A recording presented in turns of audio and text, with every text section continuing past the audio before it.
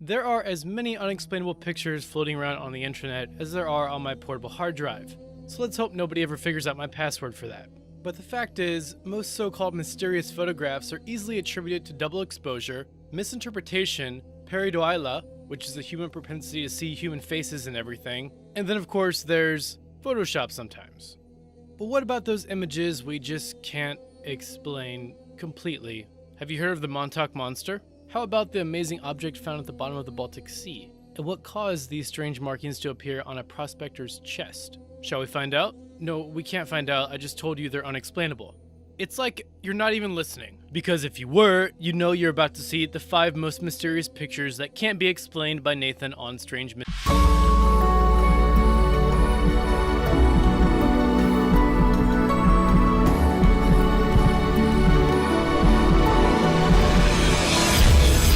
Number 5. The Black Knight Satellite. If you were to Google the term Black Knight, you'll get 2 results.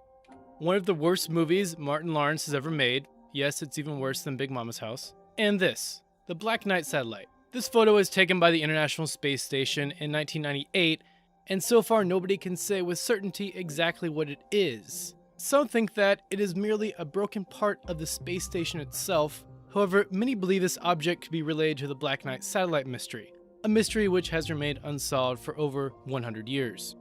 In 1954, retired Naval Aviation Major Donald Kehoe was reported by both the San Francisco Examiner and the St. Louis Post-Dispatch as claiming that the United States Air Force had detected 2 satellites in polar orbit around the Earth. Okay, so that surely just means some random country launched them, right? Was it Russia? It's always Russia. Nope, whatever Major Kehoe saw wasn't launched from Earth, because the first satellite launched into orbit was Sputnik 1 in 1957, some 3 years after Kehoe's observations. Later on, both the US and Soviet space agencies detected unknown objects in Earth's orbit and were equally confused as to exactly what these satellites were. Sputnik 1 actually reported being shadowed by this mysterious object whilst in polar orbit, like some kind of creepy solar system stalker, but the Soviets never found out this strange object's origin or purpose.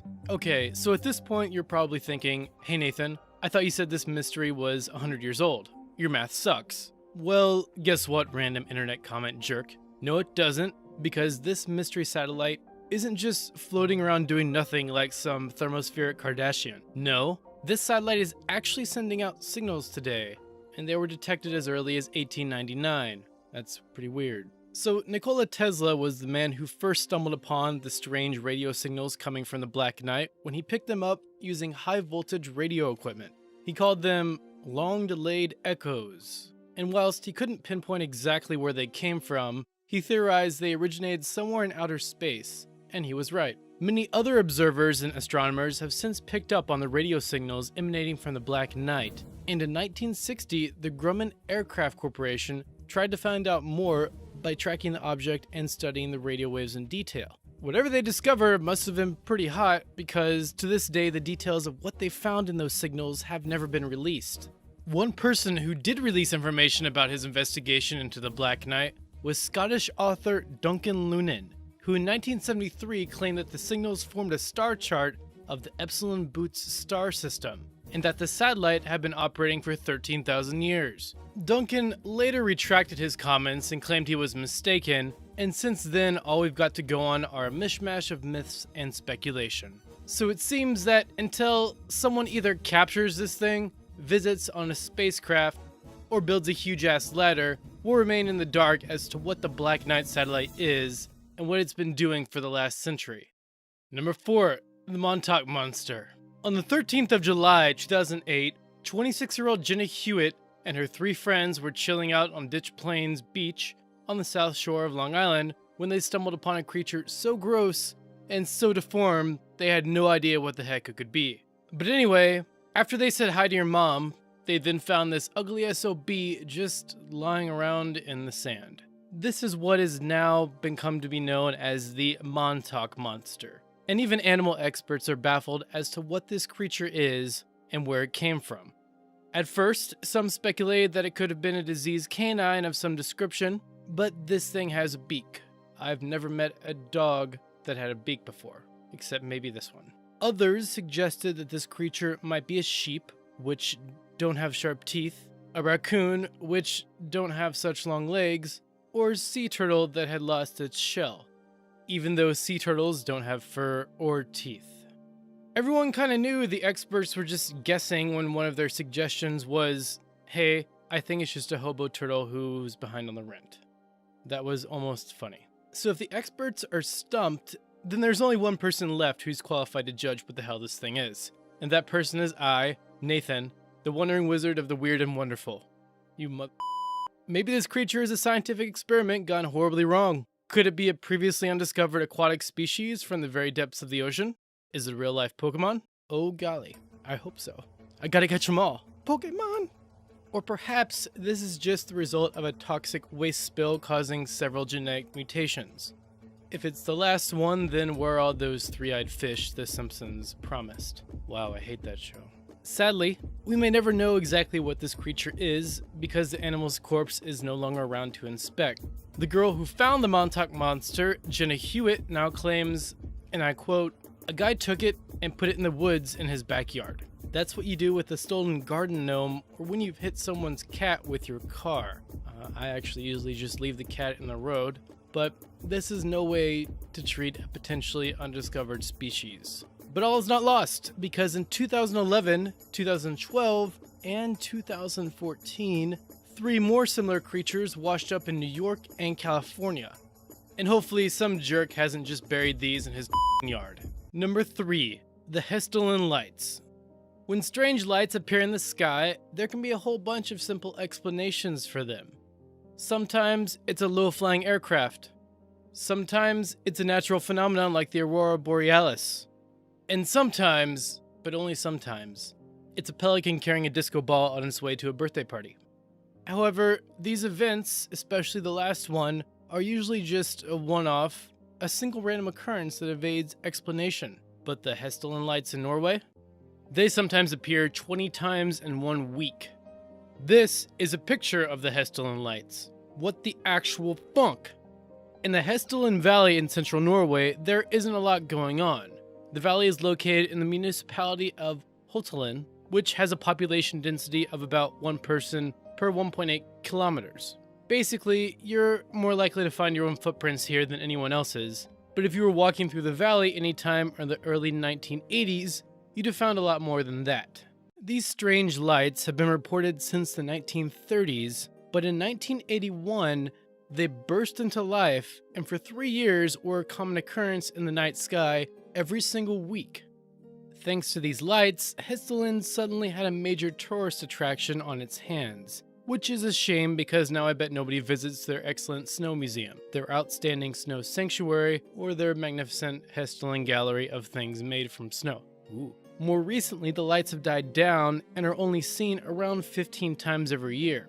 That sucks. But even upon close inspection of the photographs and footage, experts remain undecided as to their cause, with hypotheses ranging from a type of ball lightning through to some kind of ionized gas bubbles. The mystery of the Hessdalen Lights is yet to be solved, but in 1998 the lights were recorded bouncing up and down in the sky, so somewhere, somehow, there's probably a trampoline involved. Number 2. Burnt by a UFO. These are images of a man called Stefan Michalek. And in 1967, he was prospecting for silver near Falcon Lake in Manitoba, 75 kilometers from the American border. As he was inspecting a potential trail, Stefan was startled by a group of flying geese overhead. But if he thought the sound of nature's vicious feathery jocks was scary enough, what he saw next would change his life forever. Oh shit. Up in the sky, Stefan Michalek saw 2 large red cigar-shaped craft descending at great speed. One of the craft changed to a gray color before shooting off in another direction, but the other craft came in to land close to Michalek.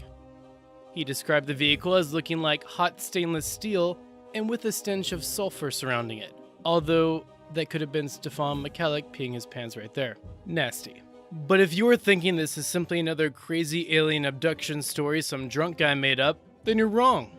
For about half an hour, Michalek sat there drawing a picture of the craft. because if you don't have a camera and you want people to believe you, you're gonna have to get a little artsy-fartsy.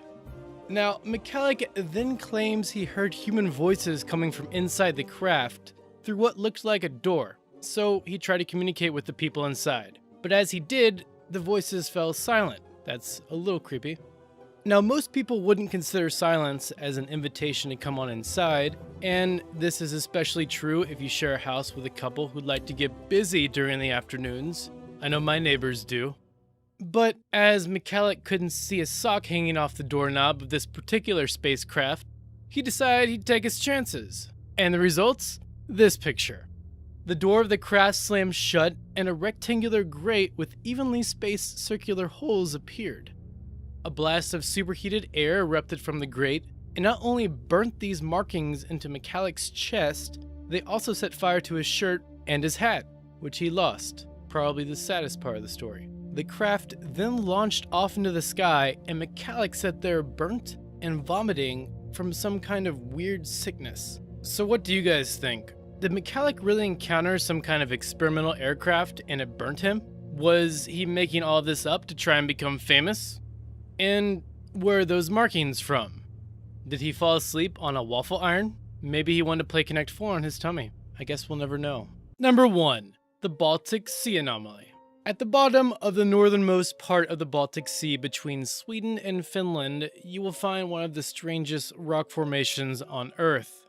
The Baltic Sea Anomaly. Usually, when this kind of thing is discovered, it turns out that it was created either by natural phenomenon, sea creatures, or random bored jerks. But the Baltic Sea Anomaly so far has no concrete explanation for its existence or its purpose. I guess it's kind of like, I can't be bothered to think of a famous person to compare it to. Just picture the celebrity you hate the most and we'll move on.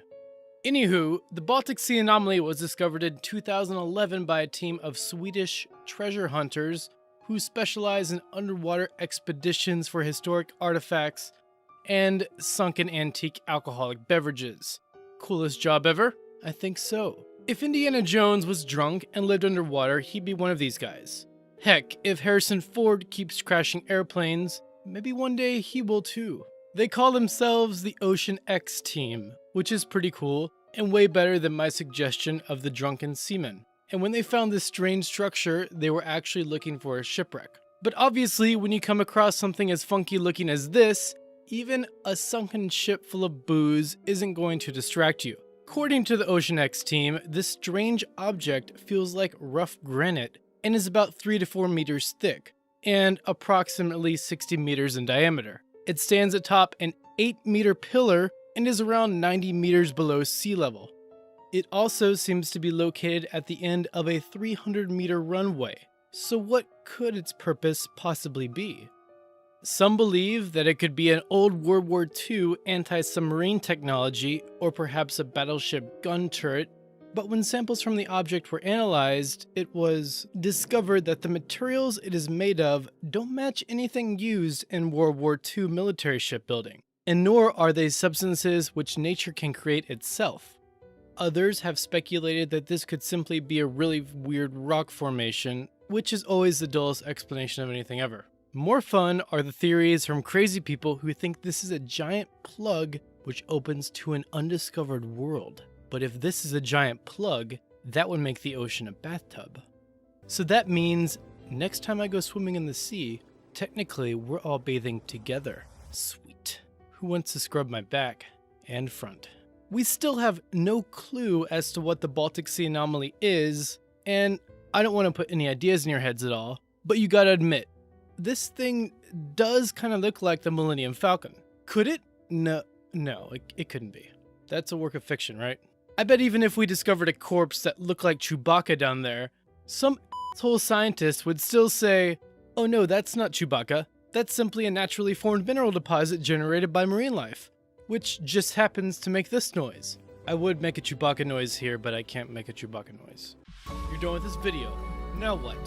You're gonna go watch the 5 weirdest experiments video, because it's probably the most video I've ever made.